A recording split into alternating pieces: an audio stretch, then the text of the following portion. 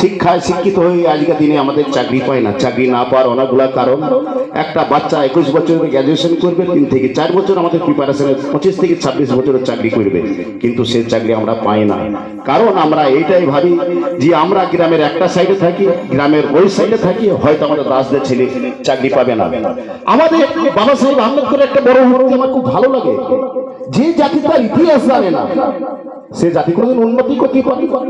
আপনি বলুন চামা বা দাস সম্প্রদায়ের জাতির 5টা মহামানবের নাম বলুন। আমরা কজন চিনি বাবু জগজীবন রামকে?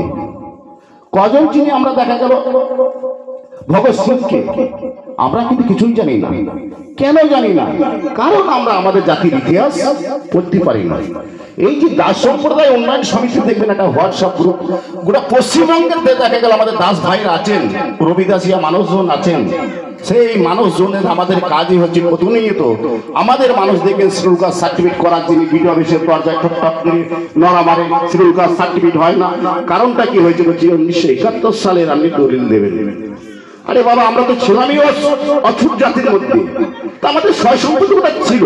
ভারতবর্ষের সংবিধান যখন চালু হয়েছে তারপরেই আমাদের ভারত সরকার পাট্টা নামে দেখা গেল 600 কোটি সম্পত্তি দিচ্ছে। সেই সম্পত্তির বলে কিন্তু আজকে আমরা সেই পেয়েছি। আপনি জানেন যে এই যে ছবিগুলো আছে, বাবু জগজীবন রাম একজন গ্রেট